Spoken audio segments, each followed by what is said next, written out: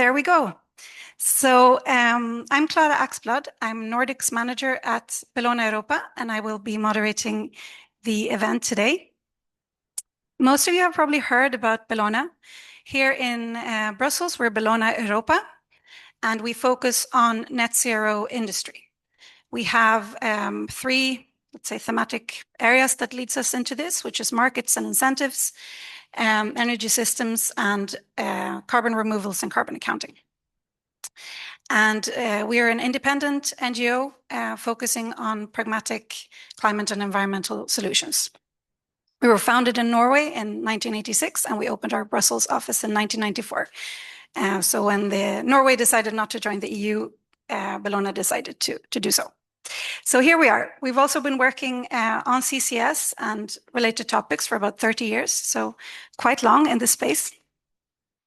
I would like to wish everyone a warm welcome to our event today in the room and online. Thank you for joining us this morning. I would also like to thank our friends and colleagues from CCS Europe who are collaborating with us in the organization of this event. Sorry, I'm supposed to keep this close. We are looking forward to some very important and timely conversations about the topic of CCS markets and infrastructure this morning. But first, we need to do some housekeeping. So for those in the room, the closest toilet is one stair down to your right. If there is a fire alarm, you should exit through the main entrance where you came in. We are pleased to let you know that we will be able to continue the mingle with what's left of the breakfast after this event until about 11. So don't worry if you didn't have enough cornetti. There will be an opportunity to ask questions to the panel. So that will be around 10 to 10. So for those online, you can do this through the chat function. As I move towards the substance, I need to point out that at Bellona Europa, we strive for gender balance at our events, and we're working on a policy for this. At this event, unfortunately, we didn't manage to have an appropriate balance. Having said that, we are very grateful to our distinguished speakers that are able to join us today, and we're happy that together they represent most of the CCS value chain from emitter to policymaker. Before I hand over to our first speaker, I would like to briefly lay the groundwork for today's event. We are here to discuss the challenges and solutions for a European CO2 capture and storage market, how to bring the market to scale while keeping the purpose of climate action front and center. The green industrial transitions towards net zero industry is underway, but is moving too slowly. There are too many hiccups and too many uncertainties, mainly related to policy developments and political will. We know that a decarbonized industry is Europe's key to competitiveness, to keeping jobs and prosperity, and to securing a livable future by combating climate change. CCS is an important yet limited climate tool, needed to abate residual process emissions from industry and to achieve permanent carbon removals and eventually negative emissions. It's also a tool in enabling a just transition by maintaining industrial jobs and by creating new jobs. We know that the green transition will not work unless it's also just. But CCS developments are also moving too slowly. We have to ramp up significantly if we are to capture and store the 280 million tons of CO2 annually and develop the 7,300 kilometers of CO2 transport network that the Commission deems needed by 2040 to meet the EU's climate goals. So today we're discussing what's needed to scale the market for CCS, including infrastructure developments. We're organizing this event in the context of the shift between the Polish and the Danish EU presidencies. And with Poland's heavy industrial base and growing attention to CCS, and Denmark as a frontrunner on CCS in Europe, we see this as a very important moment in keeping CCS high on the European agenda, especially in view of the upcoming CO2 transport regulation and the implementation of the Net Zero Industry Act. So with that, I would like to hand over to our keynote speaker, Mr. Kurt Wenderberger, Director General of DG Klima at the European Commission, who will be able to give a better picture of CCS in the European climate policy. Please, the floor is yours.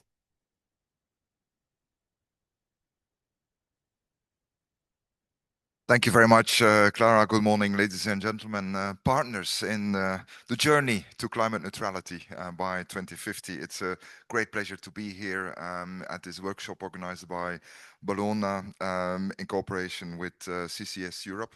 The good thing about these events is that you always discover new beautiful buildings in Brussels. It's the first time I see this building, and it's the treasures in Brussels are just immense and infinite, it seems. As we stand at a pivotal moment in our climate journey, I should like to stress that the Commission is deeply committed and remains deeply committed to fostering a competitive and sustainable industry that aligns with our vision and our climate law for 2050. Our commitment to achieving net zero emissions by 2050 remains unwavering. And as we all know, the Union has set very ambitious goals, understanding fully that carbon capture and storage and industrial carbon management will play integral roles in this journey, particularly in those sectors where emissions are hard to abate. With the industrial carbon management strategy, we have opened the discussion on how best to reap the potential of carbon capture technologies, including the deployment of EU-wide CO2 transport and storage infrastructures. And CCS, I should stress, is not a tool to prolong any emissions. It's a tool to avoid that CO2 emissions reach the atmosphere if they can be captured before. This means that using technology to capture CO2 emissions comes on top of all other efforts to first reduce them to the extent that it is economically feasible. So I think it's fair to say that at this point, we're no longer in a situation where we make the case for CCS. We're now in a situation where we have to make it work. And that's why I'm very happy that you have organized this workshop today. I think it's fair to say that the Net Zero Industry Act underscores our dedication. It recognizes not only the significance of carbon capture and storage, but it also sets a strategic objective. By 2030, our industry should be equipped to store at least 50 million tons of CO2 per year. And as you know, our on oil and gas producing industries have to invest into those infrastructures.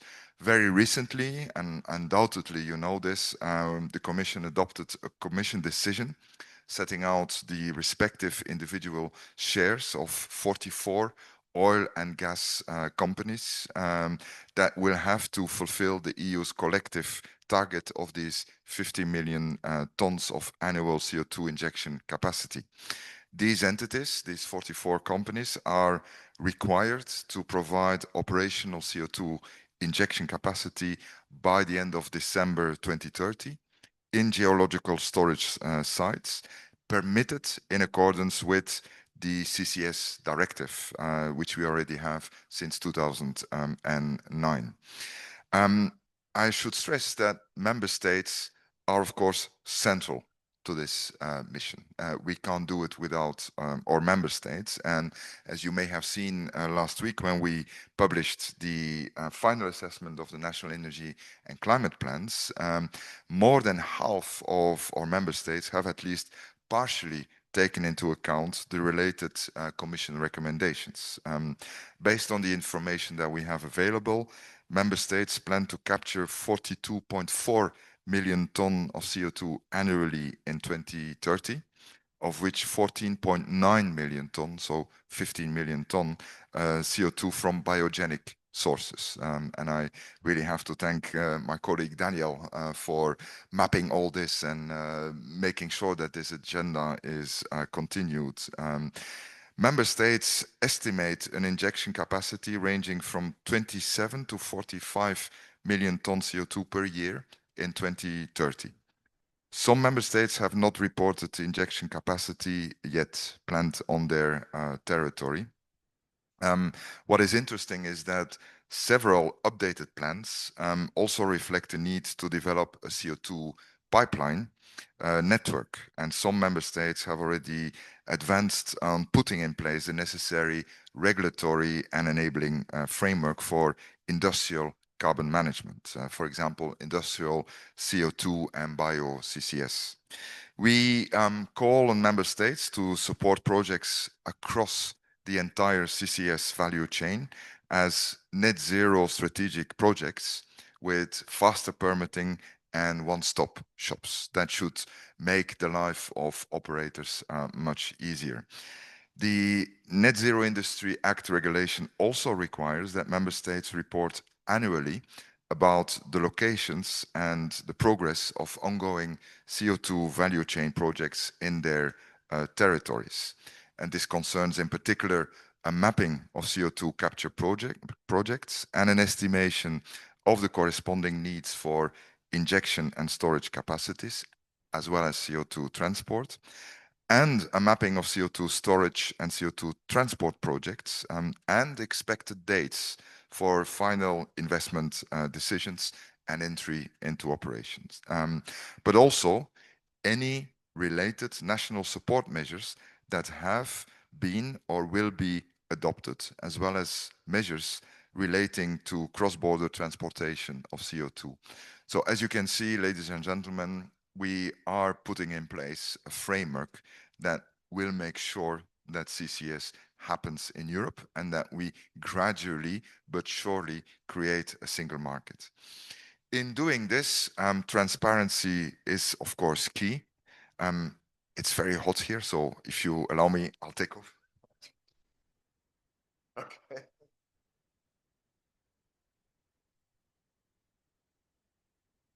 Thank you. I guess that's the effect of climate change. Now, transparency is key, not only in terms of demand and supply, as you all know, but also about geological opportunities. And that's why we mandate that geological data about potential storage sites be made publicly available, ensuring that stakeholders have essential information at their disposal. To make use of that data, we support the work of member states' geological services with a Horizon Europe research grant of 5 million euros to work on a European investment atlas of potential CO2 storage sites.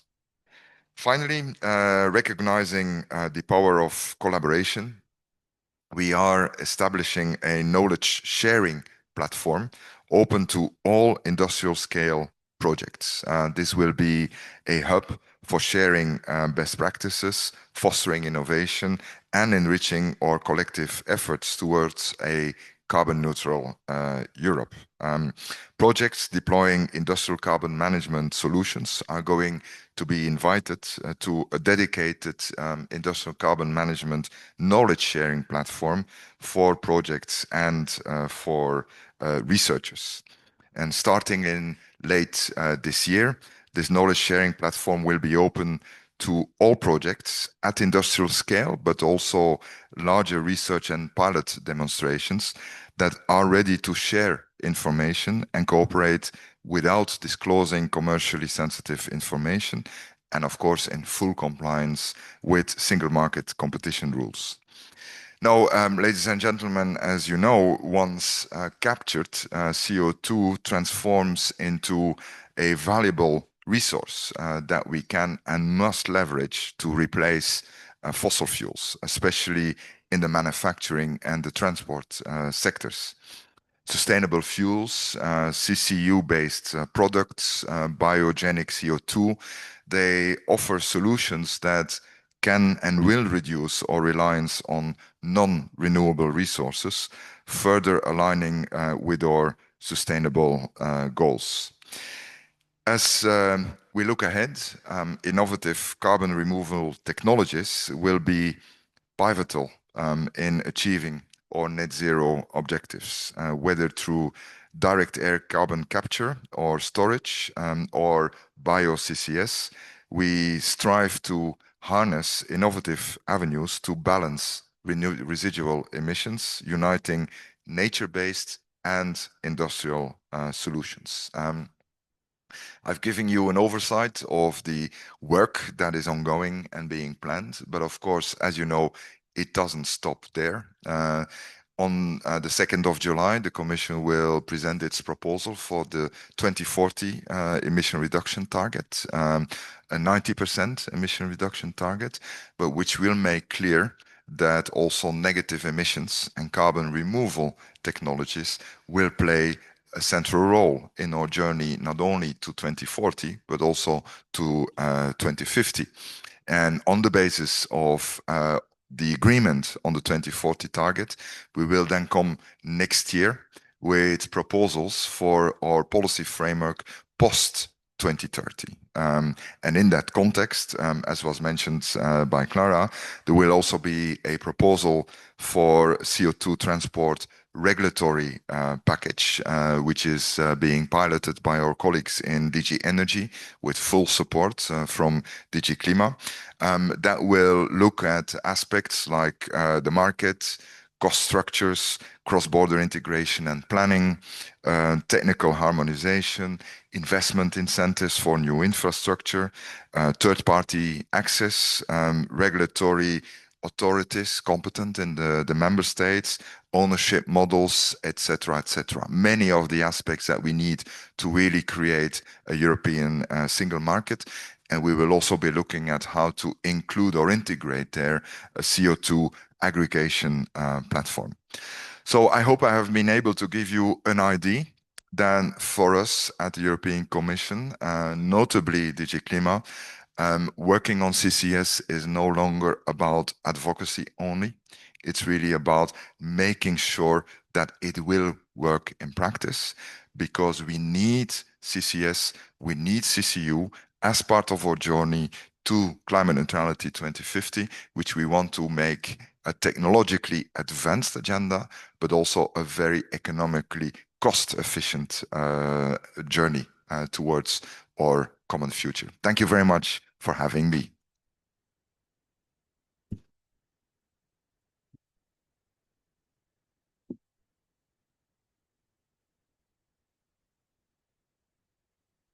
Thank you very much, Kurt, for your very clear and detailed overview of the current and coming tools and incentives by the Commission, and for really highlighting that this is a priority and now it's about making it happen. So with this, I would like to hand over to Berger Løkke Rasmussen, the current director of CCS Europe, to give us some opening remarks for our continued discussions. Please, over to you. Thank you very much. Good morning, everyone. On behalf of CCS Europe, I would like to thank Bellona for the invitation to join you today and to co-host this event to explore how we can unlock the European CCS market for the sake of Europe's competitiveness. Thank you also to Kurt for those thoughtful remarks. You laid out the stakes and the opportunities and all the work with great clarity. It's encouraging to hear such a strong commitment to these themes from the Commission side. That framing gives us a solid foundation for the conversations ahead. We need to decarbonize by all means available. The course has been set. Europe needs to reach net zero by 2050.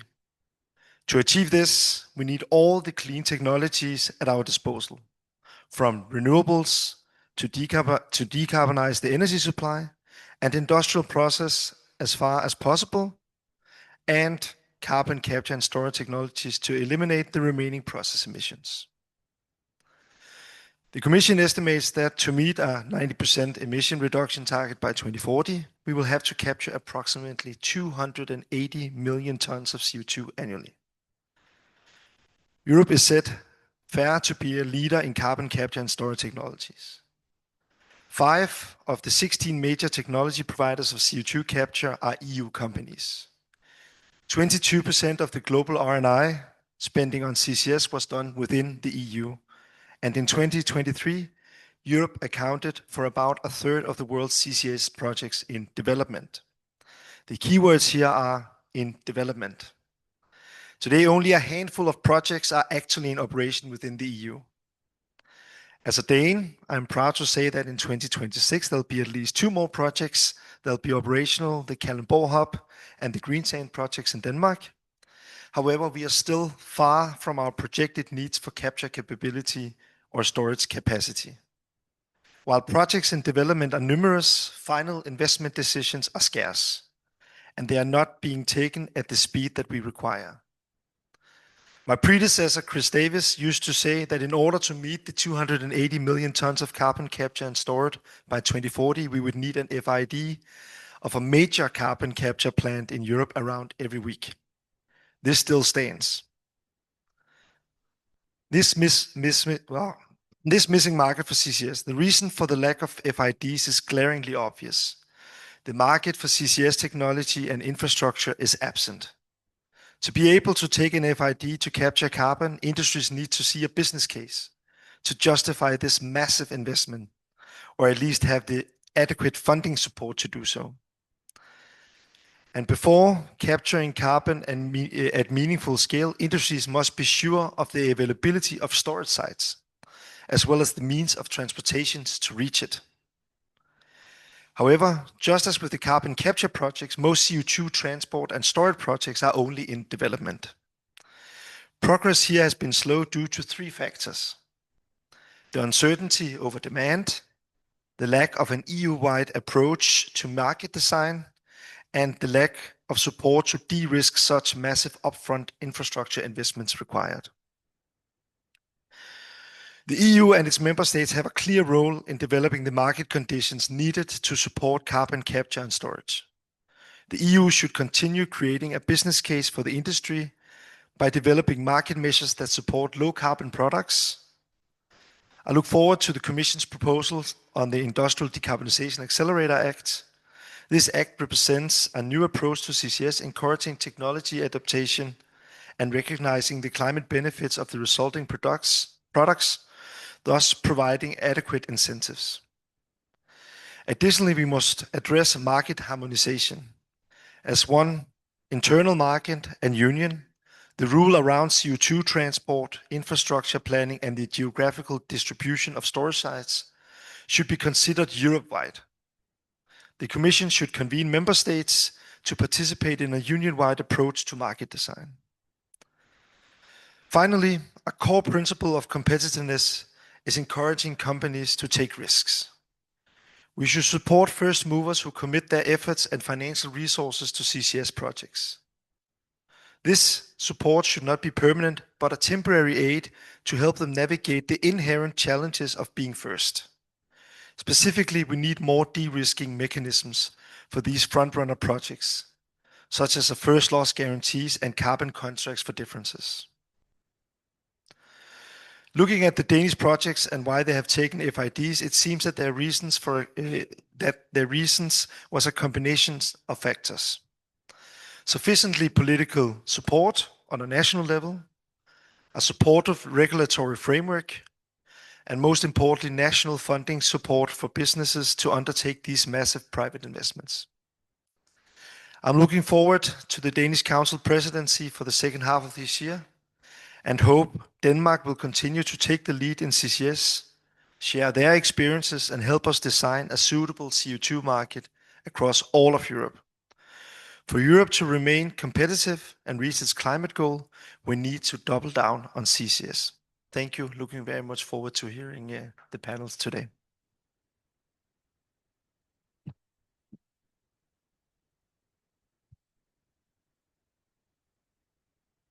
Thank you very much, Birger, also for giving us a bit of an insight in the Danish landscape.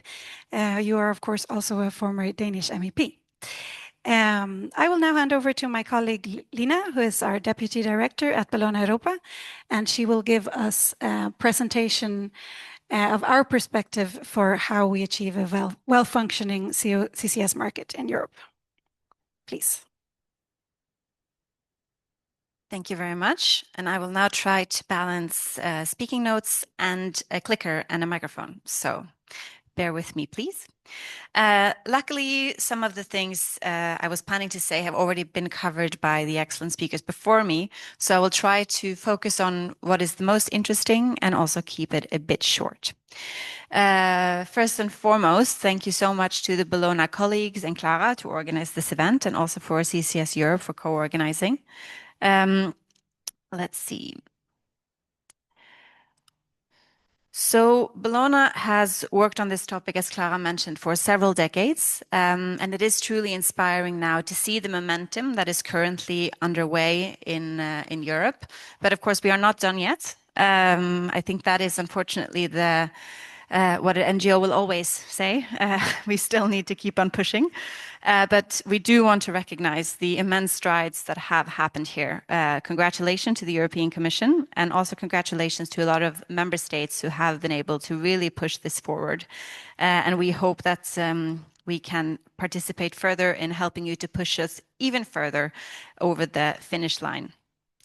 I actually think that reaching the finish line is probably a very bad metaphor for what we are trying to achieve here, because I think this is one of those spaces that whenever you need or whenever you reach a set goal, new challenges and opportunities will arise that you will have to adjust to. And we are looking forward to help setting those intervals before we reach the final destination, so to speak. But today we are focusing on kind of the first step, which is to develop a well-functioning market for CO2 in Europe. And this means, of course, the European Union, but it also means the EEA, it also means the UK. We need to push them as well. As a Norwegian, we are working on this very actively. And if anyone is in Oslo for the Longship launch on the 17th and 18th of June, we have several meetings there and workshops to try to make sure that also Norway plays ball when it comes to the Net Zero Industry Act, for example. Now, maybe just to touch upon what has been mentioned already, which is what role CCS should be playing in the green and just transition. And here it's very important for Bologna to say that we do not work on CCS for CCS's sake. We're not working on CCS to fill anyone's pockets. We actually frequently say a bit tongue-in-cheek that we're kind of looking forward to the day where we don't have to work on CCS, because we have many things we want to work on. CCS is part of the puzzle. It is not a silver bullet, and we need to make sure it's not a hype. This is why we've developed this CCS ladder together with E3G, where we say where the best potential use of CCS is on different industries. This, of course, is something that will also be adjusted as new technology arises, more innovation, and when the economic situation or cost-benefit analysis changes for some of these sectors. So this is also consistently a work in process. One thing that we really focus on here is the just transition. And we think it is important to recognize that without long-term jobs and a competitive European industry, which the Draghi report outlined the need for, we will not be able to deliver on the Green Deal or ensuring the European way of life. You will also notice that we are not speaking here of the abbreviation CCUS. CCU and CCS are very different when it comes to how to determine climate impact. And we think this is the kind of the crux of the issue, is that when we are looking into different applications or way of ensuring what we now call industrial carbon management, which has have different names over the years, we need to look at each project and we need to look at each situation before we decide whether or not to support those particular activities. And this is particularly true when it comes to public funding. We know there's been lots of movement. We are trying to follow up on this. We have a slide at the end, but just to let you know that Bologna, together with Cleaner Task Force and Carbon Balance Initiative, has launched the Article 23 project. And if you listened carefully to Kurt's presentation, you will know that the Commission will, of course, be evaluating and tracking the developments of CO2 storage projects and also the implementation in member states. And as transparency was mentioned, so will we. We think it's important to have many actors who are engaged in this, trying to hold oil and gas producers accountable for the responsibilities they now have to fulfill, and also member states. We need to make sure that everybody is pulling along for these developments to come into place. We have a vision for a well-functioning market for CO2, and this is it. Most actors or stakeholders, I would say, agree with these kind of large principles. Where the perhaps disagreements or the challenges arises are in the how. And when we look at the how, let's see. Yes, we try to look at why a market has not materialized on its own. And this is something actually that we hear, or a question we get quite frequently from a range of different stakeholders. CCS is not a popular technology. We welcome the questions about CCS. Where should we provide support? Where should we regulate? Where do we have to make sure that we are hitting on the right marks to make this come to fruition. But the question on why has a market not materialized on its own is, of course, related to a range of different markets failures. We, of course, have pricing of externalities. Here we have different solutions. We have a carbon price, EU ETS. Perhaps one of the greatest challenges is also the public good nature of CCS, where it contributes to something that benefits everyone. But first movers, as also Berger mentioned, are disproportionately affected relative to the input or impact they have for this optimization of the public good. The natural monopoly one, I will get back to, because that is maybe where we see the greatest challenge going forward. On imperfect asymmetric information, that is tightly related also to the actors in the market, and it's also related to the natural monopoly. We have the coordination failures, which I think we all recognize that together with this complementary market aspect, or what we call the chicken and the egg paradox quite often, this is a value chain that depend on each other. And then having an uncoordinated value chain or parts of the value chain acting not in complementation to each other is a great challenge. Here we see already that the Commission with the Net Zero Industry Act has taken a great step towards actually kickstarting part of the value chain, which is the storage site. And here we come back to natural monopolies, and which in our view is a great case for, or the need for, a regulation. With the responsibility of developing CO2 storage or injection capacity put on oil and gas producers, which we strongly support. It's about time that oil and gas producers have to put their money where their mouth is and do this. We do, however, see a risk that we can end up in a situation where that kind of first mover market power by oil and gas producers can be translated into market power that could be misused by these actors in, for example, tariff setting. And this is why we think it is so important, if we move to the next slide, to have a harmonized regulatory framework.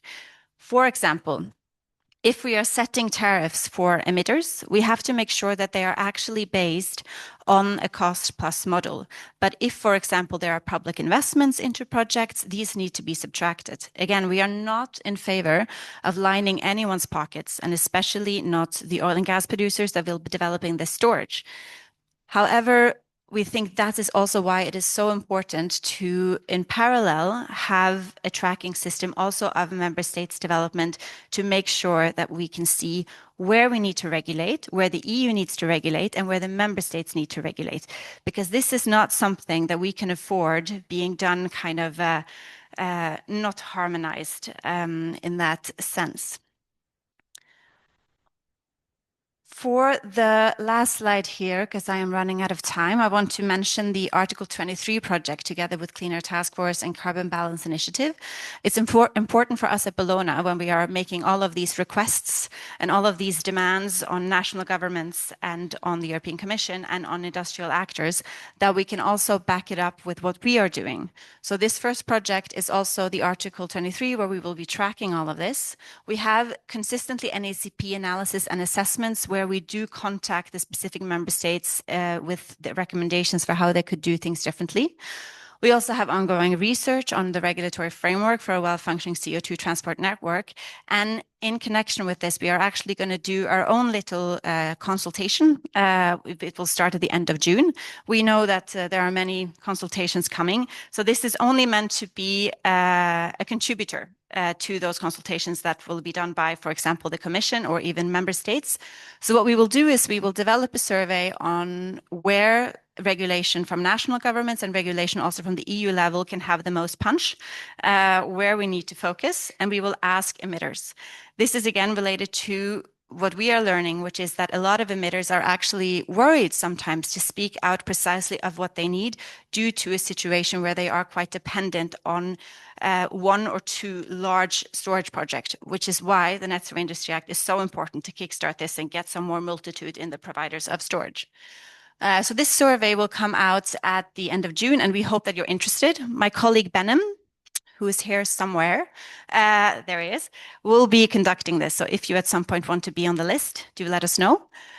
With that, I am out of time, and I'm very much looking forward to the panel and the discussion as well later today. So thank you all, and Clara, I'll give you back the floor.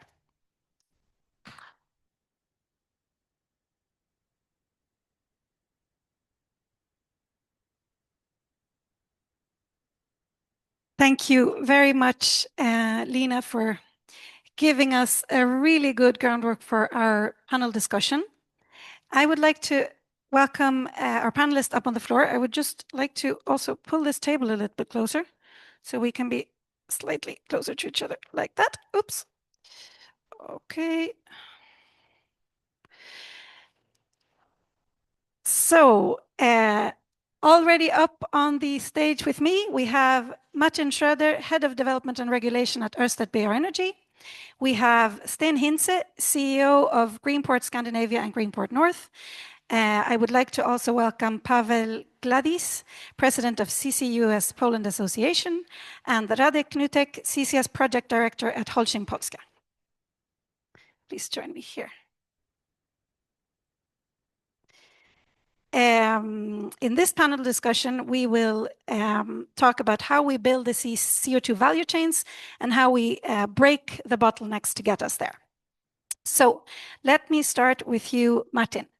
At Ørsted, you have experience in working with national policy developments and increasingly also with EU policy relevant to CCS markets and infrastructure development. Reflecting also on the presentation by Lina just now, can you please tell us about our work, your work in this context and the challenges you believe needs to be addressed? Thanks.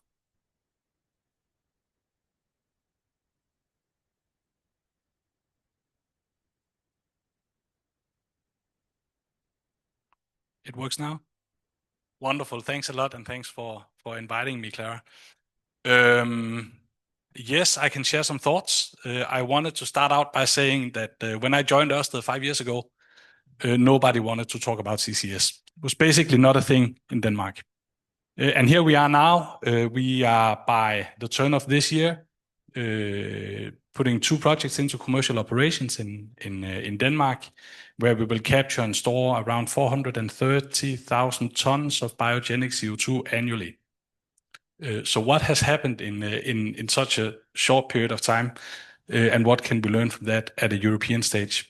I think a very large reason for our projects being ready now is that we've seen such a massive political commitment in Denmark and a very rapid development by the Danish authorities.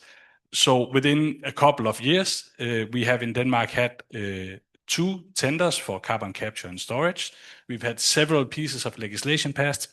We have tendered, I think, around 10 exploration licenses for storage onshore and offshore. And all in all, put together the entire regulatory framework for CCS to happen in Denmark, basically in 2, 3, 4 years' time. What has been the cornerstone in that? It has been that Danish authorities insist on a market-based approach. And I think this is where I can also tease Lina a little bit and her perspectives, because what we need is pace. What we need is private investments into a lot of this infrastructure and into the capture activities.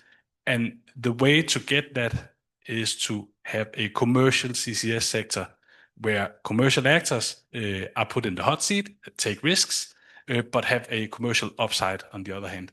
We've done that with our value chain, courageously supported by Danish authorities. We've contracted a Norwegian storage operator, so it's a pan-European project. But basically, with Ørsted being the sole responsible for the entire value chain, this is not a nationally planned value chain based on pipelines. It's an Ørsted value chain where we have contracted transport. It's a combination of truck and ships and other commercial actors to make this happen. And I think that's a very important lesson that responsibility needs to be put on commercial actors. Transport is a lot more than just pipelines. It can be truck, it can be ship, it can be a lot of things. And if we start out by having a very large planning exercise, we will not get to a lot of capture projects in 2030. We need to put the responsibility on the market. So a market-based approach. Thanks. Thank you very much. And I think also with our coming speakers, we will be able to talk a little bit also about the combination of commercial realities and the importance of positive climate outcomes from this work. So, Pavel, you have been the driving force behind the creation of the CCUS Association in Poland, where Bellona is also a founding member, and now you're the president of this association. Can you please tell us about the key objectives of this association and how you work to align industry interests and climate action? So first of all, thank you very much for having us here.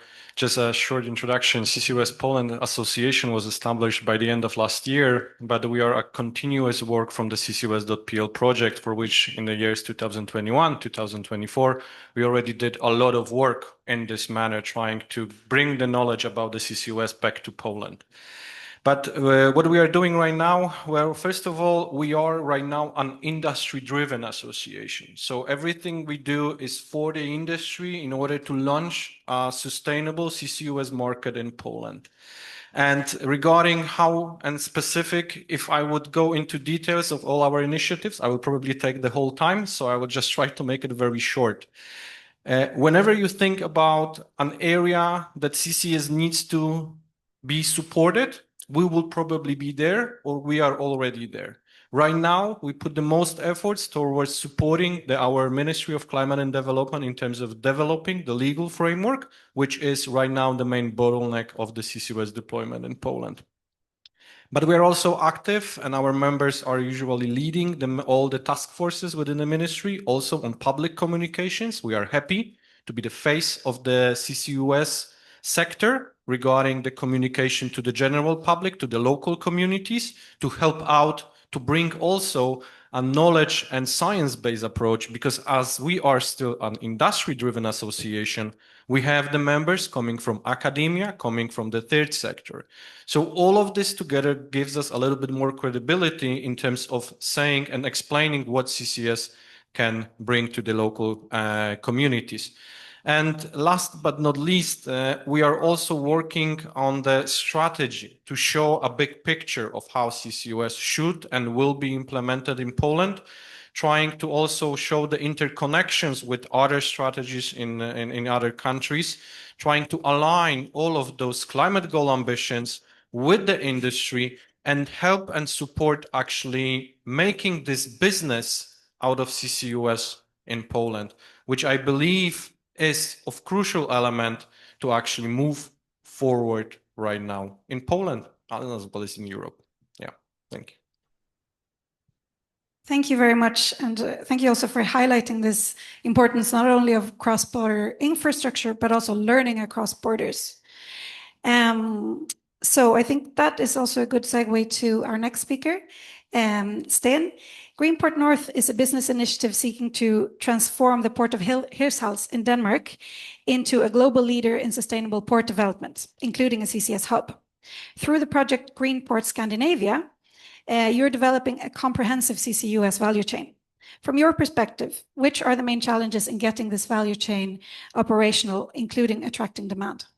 Yes, first of all, I would like to applaud Ørsted for their tremendous achievement. They are actually working so hard to make it happen, and they can control the value chain from emitter to the sink operator.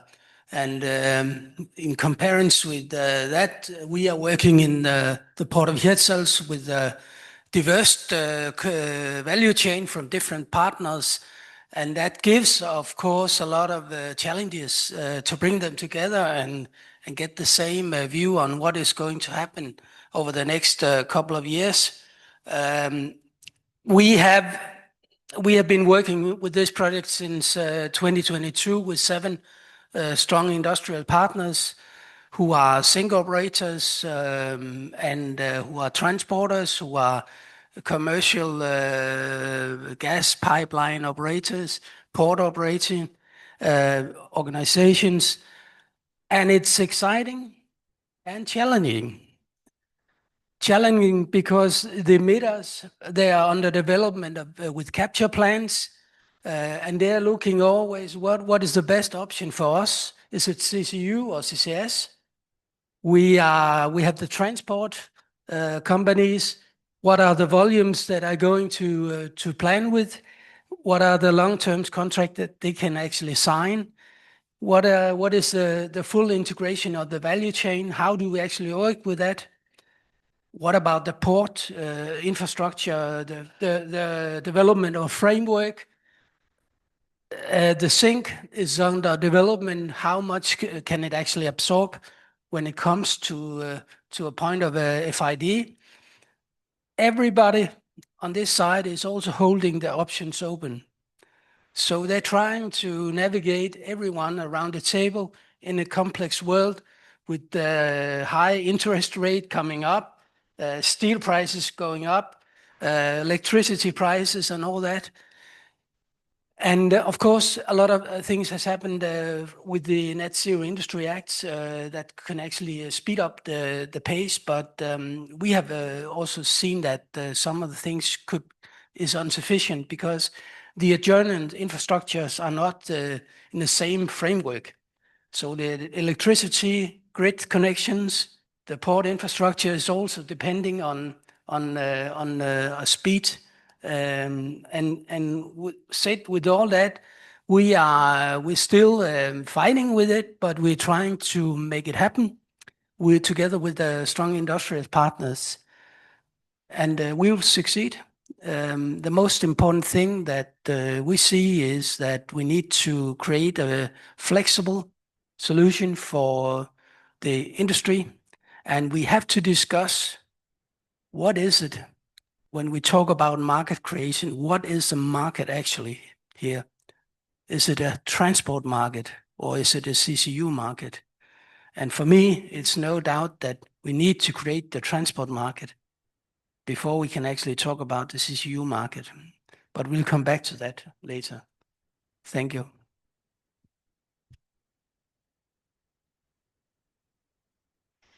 Thank you very much, Stan, for also highlighting the challenges of navigating uncertainty, as all of you do in this space, and the need to focus not only on the chicken and hen, the emissions and the storage, but also on the way in between, the transport and the infrastructure needed. Yeah. So with that, I think Radek, you will also be able to speak to us a bit about how it is to navigate uncertainties in your space. So you lead the CCS project at Holcim Polska. And the cement industry is, of course, one of the key industries that will need to use CCS to abate residual process emissions. So what are the key challenges for getting your project operational, and how are you addressing them? Yes, thank you. Thank you very much for inviting us and for giving us the space to share the challenges. But I also agree with Stein that there's a lot of excitement, and what we are doing is tough, but really rewarding if we succeed. So at Holcim, we have this decarbonization issue as in the very center of our strategy. And the project which I'm leading is one of the 7 projects, similar projects running in other countries. So we are able to build internal momentum and to share the knowledge, share the experience between different projects. And in our case, the project is extremely challenging because we have very complex value chain. We are located in the middle of Poland. In that, we are still lucky compared to other cement plants because most of the plants are in the south of Poland. So transporting to the shore and exporting CO2 outside of the country is no option for them. For us, it's still a viable option. But we would prefer to use opportunity to store CO2 in Poland. There are still some challenges which we need to tackle in terms of legislation, but I'm really hopeful that this will be solved in the coming months, and hopefully we will push forward. But we are planning to capture around 1 million ton of CO2 per year, transported to the shore. There will be an export terminal where we will load the CO2 on the ship, transported to the storage location. So you see, it's really complex, but it's also very expensive. We should fight for the more accessible, available options, but they are limited for, let's say, some artificial reasons. So having this project, we are tackling the same issues, like everyone is looking at each other, who will be the first one to take the final investment decision, who will secure the contract with whom. So this is really complex and important issue. Thank you. Thank you very much for highlighting both that it can be exciting, but also very challenging to be a front runner, and also for pointing to the need for multiple storage sites across Europe. This is something that Bellona is actively advocating for, because this is what will help keep it accessible and affordable. Now I would like to open the floor for questions from our audience, both in the room and online. There's a chat function online for asking questions, and we have a colleague who is keeping track. But let me first ask the room if you have any questions to our panelists. I can give you my mic. Tom, please. Please also introduce yourself. Tom Mukunda, also from Bellona. Maybe, Martin, I have a question for you, like really congratulations as well on the full chain development. I was wondering, reflecting on other developments in Europe, did you, and perhaps you may not be able to say an awful lot about it, but have you managed to find solutions for cross-chain risk within your value chain? And by that, I mean, if there's an issue on the storage side and your storage operator can't receive your CO2, how do you manage that risk? And at the same time, if your capture installation has an issue, how do you have to sort of how do you manage that risk towards your transport? So that's sort of my first quick question. And my second question is can we learn from that? Because in other places in Europe, for example, in the Netherlands, where they're really trying to develop a large industrial cluster, they have Porthos, but they're trying to expand that with Aramis. They're running into these cross-chain risk issues, and they're currently really struggling on how do we actually solve these. And what we see is actually, well, the former government stepping in with another €1 billion to manage this risk.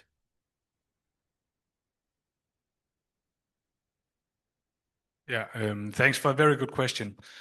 I think the short answer is we were lucky.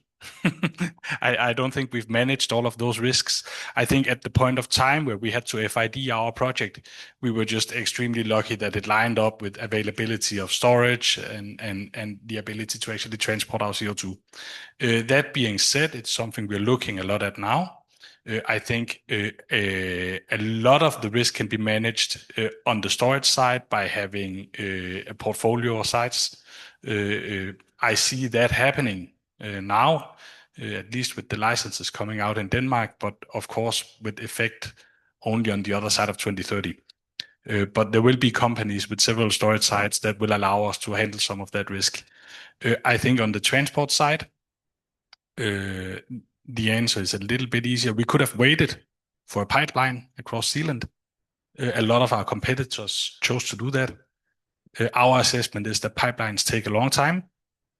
Also permitting-wise, they require significant volume in order to be profitable for a very long period of time, and actually a period of time where we may not have the point sources in operation in Denmark anymore. So it was a very conscious decision to go for a flexible transport solution with trucks. And I think we'll see a lot more of that, at least in a country like Denmark with small point sources. that are just much more efficiently served by trucks and with much less risk. But I fully recognize for everybody on the panel here that lining up the different parts of the value chain, not only at FID but also in operations and ensuring that you don't have a lot of risk, it's not easy. And we face ultimately it's our loss if the storage site is not available, if the capture plant is not running, it's on the books of Ørsted. Yep. Thank you, Martin. Do we have any more questions in the room? We have time for another one or two. No? Any questions online? Not yet? No? Okay. Then, Pavel, I would like to ask you, as you're building the association in Poland, what learnings would you take with you from what's happening in Denmark, and what learnings would you perhaps like to take with you? I'm also kind of giving you the opportunity to send a message to our next speakers in the dialogue that's coming up next. Thank you very much for this opportunity. Well, as I was mentioning, we are working on CCUS strategy for Poland, which will be a very significant document in the Polish legal framework, right? It is one of the documents that actually defines each of the steps as well as show all the regulatory framework that needs to be done. And in this area, we are right now trying to engage more with the countries that already have introduced into their into force their strategic documents of different sorts, depending, of course, on the country, roadmaps, plans, strategies, or whatever is there available, and have a dialogue and try to learn already at their, well, probably some mistakes or things that were missed in order to make our strategy better. So we are trying to do this together with the Ministry of Climate and Environment. I hope that they will also mention this today, is that we will be trying to engage all the other European Union countries, especially countries like Denmark, who are very well prepared to talk about CCUS also on the governmental level, right? And trying to start up an initiative that will help us to bring all the good practices, learn what was done wrong, and try to implement it into what our work right now in Poland, but also, and I think is also important to share this around other countries, including the countries in Central and Eastern Europe, who are also facing the issue of how to define the role of CCUS in their country. The National Energy and Climate Plans shows that not all the countries are acknowledging CCUS, actually only a few, I would say. And so this also needs to be changed. So all those things that we can learn from the leaders, like Denmark, and try to systematically put it into other countries are of essence right now. And this is where we would like to tighten up the cooperation and then try to push it not only within Poland, but also to the remaining countries of the European Union. Thank you. Excellent, thank you. That will give some inspiration for our next speakers. We have one question online, so we will take that one and then we will move to our next segment. Who will read the online question? Oh, I have it. I think this question might be better for the next segment, but let's see if Martin wants to give it a try, or Sten. Has Denmark calculated the emissions from trucks and ships? Is there a monitoring framework available for storage? So it's two questions. Has Denmark calculated the emissions from trucks and ships in transporting CO2, I imagine? Is there a monitoring framework available for storage to make sure it's secure and safe? I can take at least the first part, where, of course, any emissions from trucks for transport of CO2 goes into the Danish GHG inventory and the national emissions. So there's nothing sort of dubious about that. So a very large part of our project is that we sell the carbon removal certificates to a third party. We have entered into a very large contract with Microsoft As part of that contract, we certify our removals and any life cycle emissions, including from transport on trucks and ships and the injection to the storage site, are subtracted. Emissions are really minor from trucks. We are, by the way, looking at changing it to batteries now, but it's like 1% of project emissions or so.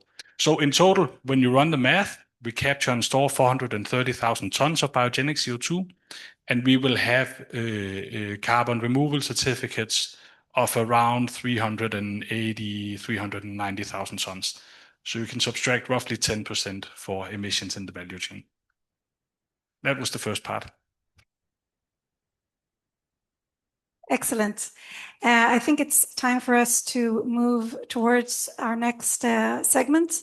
But before doing so, I would like to really thank our panelists for giving such diverse and dynamic perspectives on the value chain development that needs to come in place to have a well-functioning CCS market. As I mentioned, there will be an opportunity to continue the networking and discussions downstairs afterwards. So please, as long as our panelists are available to stay, please feel free to approach them and ask your questions downstairs as well. For now, I invite you to take your seats and we will continue with our next and final part of this event. And please, a big applause.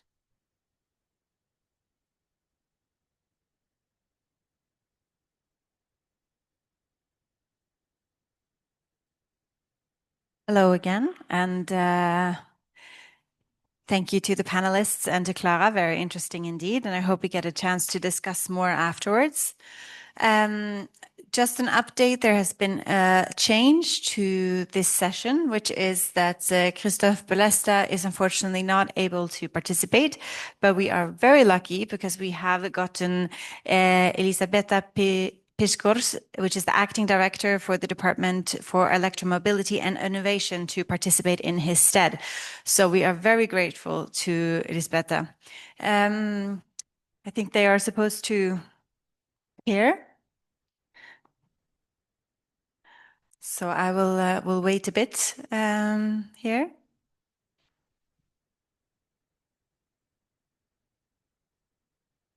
Can you go and check with the it's on the way? And here we can see all of you. Can you hear us okay? Yes.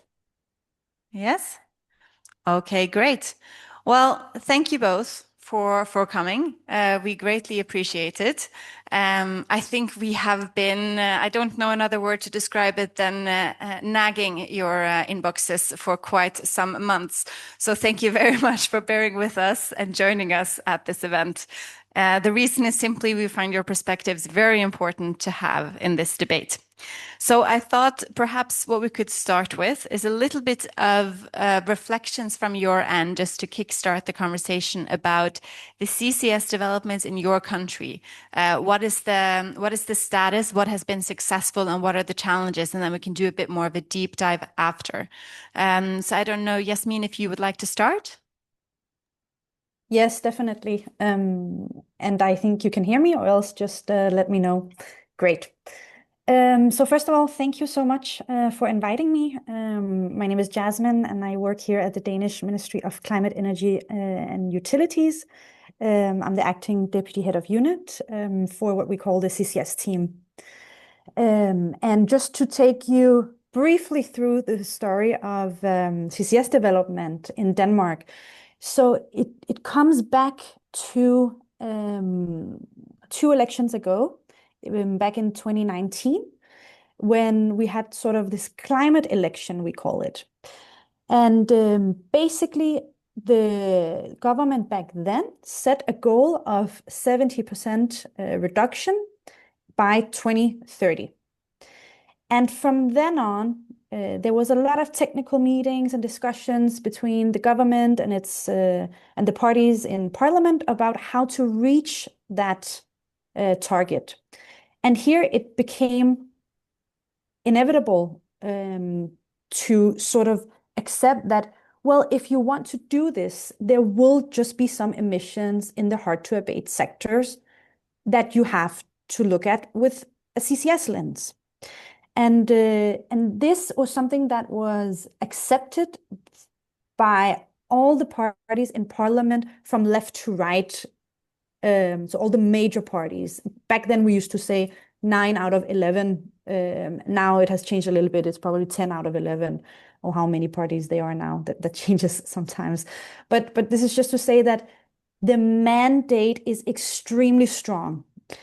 And that has been important because since then, well, multiple political agreements have been made to sort of set the framework for CCS development in Denmark. And funding has also come along, and that is quite important. And we've had 2 rounds of funding schemes, and now we have sort of the last round that is ongoing right now, where 16 entities wanted to be pre-qualified, 10 entities were, and at the end of this year, they're going to give their final bid. So all of this to say that since 5 years ago, when this was nothing, we have created the political framework, allocated funding, and along the way, we have also cleared sort of regulatory barriers, such as enabling import and export of CO2, and all of these things leading us to where we are today. Thank you very much, Jasmine, and we'll definitely come back to some of those points. Elisabetta, what about Poland? What is the status and what has been important and what is important going forward? Very nice for this meeting. So we are not so far as Denmark, but we also have a very ambitious plan for the development of CCS technology in Poland. We started from establishing the legal framework. Partly it is already in place. I mean, the geological law is already in place. However, we still working on acts to enable companies to invest on the territory of Poland. I mean, onshore investments. We started also works on the strategy. The first step we made was establishing the platform for cooperation with our social partners. In March this year, the letter of intent on development of CCS technologies in Poland was signed with social partners. At present, there are 40 companies which cooperate with us on the issue. We have very ambitious timetable, so we hope that the strategy and legislative framework will be ready till the end of this year. Thank you very much. Then perhaps to jump straight in, you both mentioned that mandates are important, and of course, in that context, also strategies. We need to know where we're going. If we're looking at kind of the EU level and then the membership on kind of member state level, where do you see that there is a need for harmonization? Because we do know that there is different legal frameworks going on in different member states. What are the areas in your view that where there can be discrepancies, where there's no need for harmonization, and where is kind of the EU's greatest role in coming in with a regulatory approach to have a well-functioning market? I don't know if anybody wants to go first or if I can go first. Okay. So this is a very interesting point and very very relevant to talk about, because in our sort of strategies, it is evident that we need a market for this that is greater than the capture potential in Denmark. So Denmark has the ambition to also become sort of this Northern European storage hub. So import and also export of CO2 is quite important here. And we were the first country together with Belgium to sign a bilateral arrangement under the London Protocol. Since then, we have signed more of those. But being the caseworker back then and also being involved with it now, it would, of course, be nice if there was more clarity on this at a European level to sort of remove those uncertainties that there is in the market, so we don't have to go and do it bilaterally. So that's one thing that could be relevant. But also, of course, this whole cross-border transport of CO2, and here definitely pipelines is going to be a big thing if we need to go up in scale. The Commission has mentioned that there will be a legislative package coming in their work program. So we're looking very much forward to that and to see what is in that. But it's of course also important that that can still harmonize with the national approaches that the different member states are taking. To mention an example, in Denmark, we already have national legislation on transport of CO2 in pipeline. And the way we have chosen to do that is perhaps different than at least one other country that recently also launched their national legislation on this. So what is important here is that, of course, that should be able to function with the cross-border framework that the Commission is coming out with.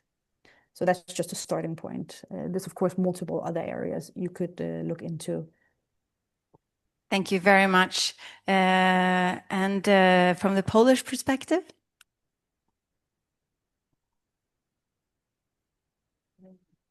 So first of all, we have to be sure what role for this technology will be in the longer perspective in the decarbonization policy of the EU. So we have Net Zero Industry Act, which set the targets for CCS for 2030. And the strategy, which was approved, EU strategy on CCS, which was approved in February 2024, which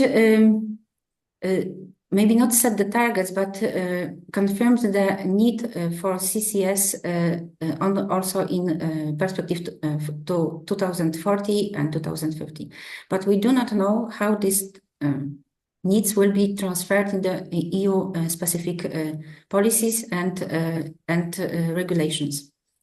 I think it is very important for the investments because they are costly investments, and the investors have to know that if they take the investment decisions, it will profit in the future.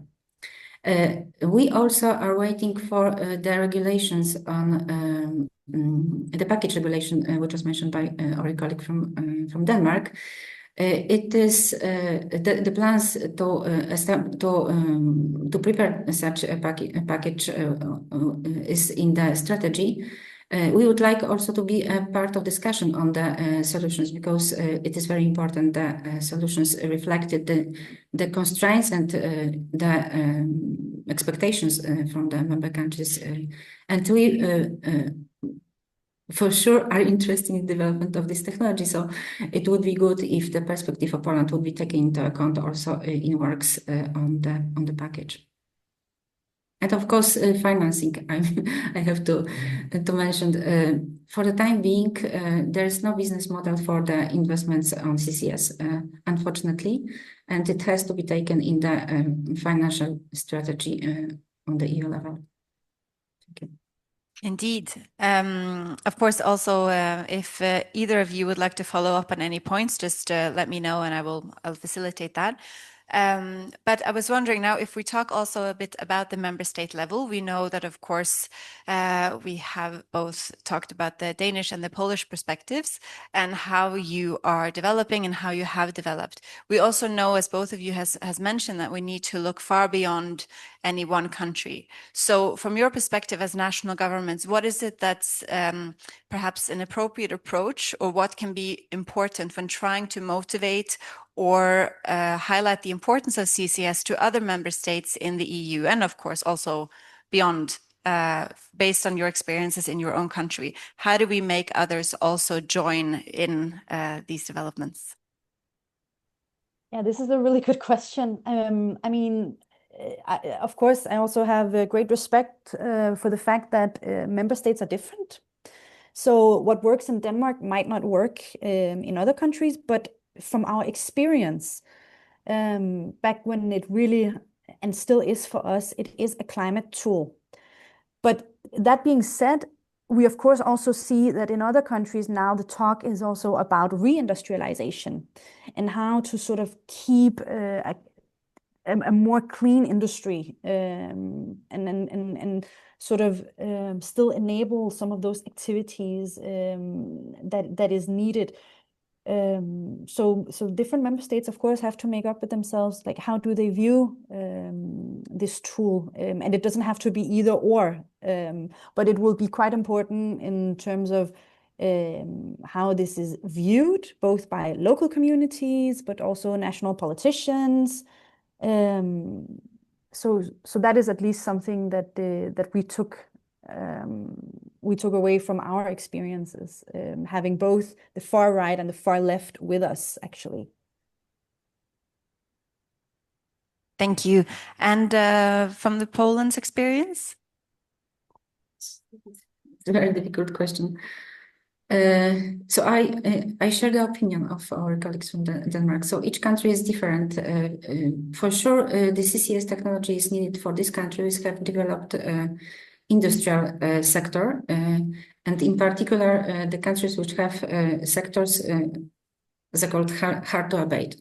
It is the solution, first of all, addressed to these sectors.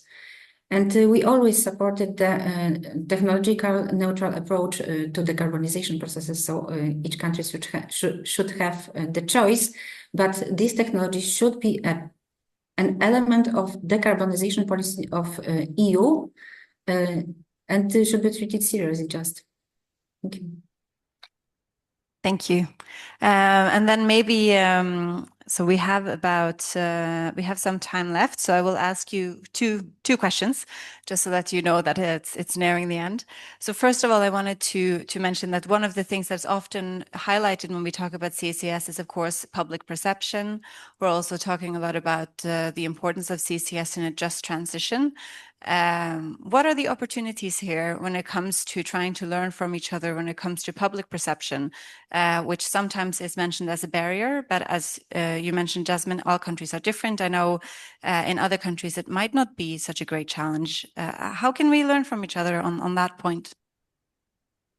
Yeah, this is a really good question. I mean, of course, we have different fora where we discuss with other member state colleagues, and we should, of course, continue that both bilaterally and multilaterally, learning from each other. There's different public forums such as this. There's also the Commission's ICM forum, where this is often brought up as a topic. So we're definitely ready and willing to share some of the experiences. But I think what we have really seen is that even within a country, it can be quite, how do you say this, location specific, both talking about region. I mean, you see regions that where both municipalities and citizens actually want to attract this kind of investment because they see an idea of having such activities in their municipality. There are other areas where it's probably more located in recreational sites. The citizens there might have a different view about CCS. So even within one country, it can vary quite a lot. So in the end, it is of course up to the project developers to also take that into consideration. And it is actually part in Denmark of the license framework that they have, that they need to do this. Talk to the neighbors, talk to the local community, involve them in what is going on. So that's at least the experience we have from here. And then also thinking about, spillover effects from other type of technologies. It's quite important. Yeah. Thank you for that, and also for highlighting that. Of course, this is nothing particularly new. CCS is not that unique as a technology related to this particular topic of public perception. And with that, Elisabetta, what have your experiences been on this? So we do not have much experience for the time being because we do not have any storage of CO2. But the first surveys which were conducted showed that Polish societies perceive positively this technology. On the other hand, we also find out from the surveys that there is not much knowledge about it. So for sure, there is a lot of work to be done. We would appreciate the experience of other countries on the dialogue with the communities, because finally they will decide if the storage will be established there or not. Yeah, if I can just add to the Polish colleagues, because this is a very important point, and we also did that in Denmark from our level and from the authorities levels. Before anything even happened, we were out talking to the municipalities, but it just shows you that once you do that on a plan level, you still need to consistently keep engaging with the community. So I think that's also a valuable point to be added. Yeah, thank you both very much, and I can tell already that this is a topic we need to delve into much more deeper. Perhaps to my colleague Benim, who will be in charge of the survey, we are doing. Maybe this is a point we should include, at least to the member states participants, and maybe have some kind of workshop, perhaps at the ICM forum this year.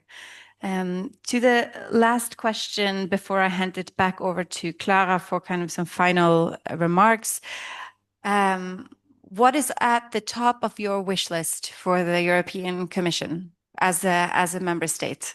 And of course, if you don't have a wish list, if you actually don't want to ask the Commission something, you want to ask someone completely different, that's also okay. And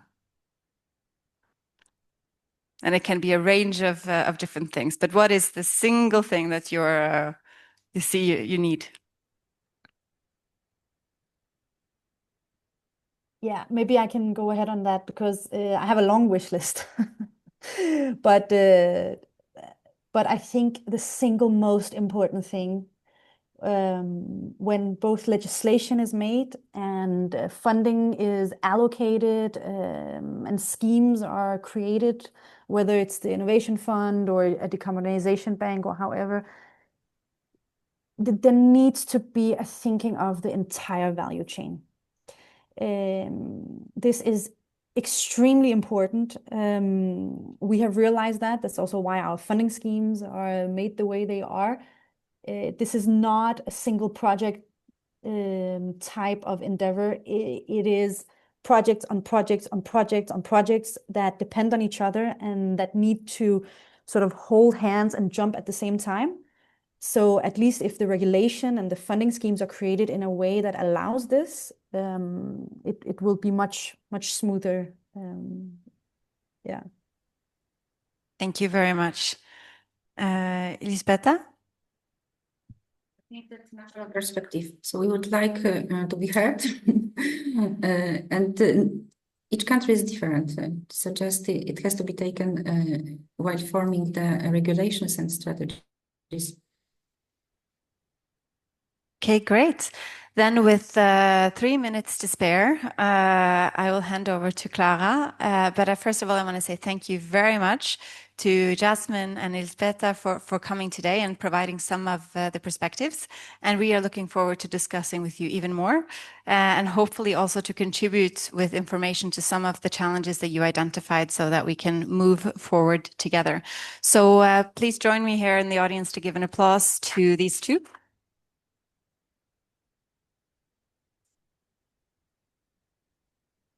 That's a roaring applause if it doesn't translate through the microphone. But there you go, Clara. Thank you so much, Lina, and to our speakers online. I would like to thank you, Jasmine, for being with us and sharing your perspectives since some time also. And I would like to extend a big thank you to Ella Piskors, who joined us on short notice and stepped in for Secretary of State Chris Polesta. So really thank you for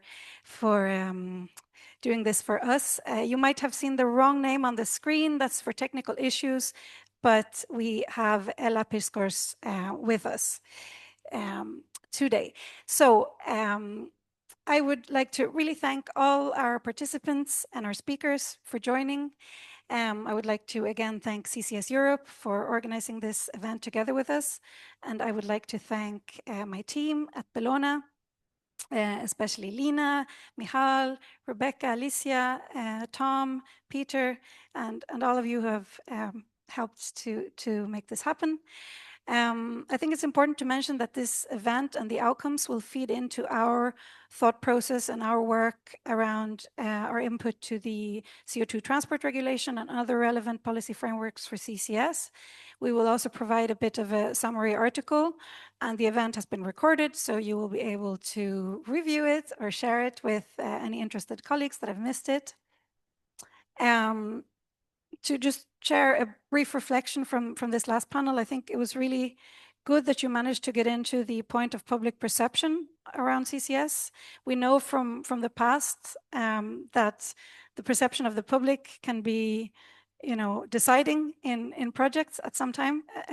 So it's really important that we have a good knowledge base and a nuanced discourse about CCS. And for that, the civil society, environmental NGOs need to be part of the discussion. There was recently a survey in Sweden. I'm the Nordics manager, so I focus a bit on the Nordic countries, showing that 24% of those asked want to have more information about CCS from environmental organizations. And this is something we work on at Bellona to also discuss with our fellow environmental organizations, to learn from each other, to have different perspectives, because as the Director General of DG Klima mentioned, it's no longer a question about whether we will have CCS for climate action in Europe, it's about how and where. And so we need to have that nuanced and constructive discussion together. Before closing, I would like to extend an invitation to you all to join our Bellona annual event in October, the 2nd of October, in person here in Brussels or online. So thank you very much. Thank you to our speakers online for staying with us. And for those of you who are in the room, we will move downstairs and continue the discussion there. Thank you very much.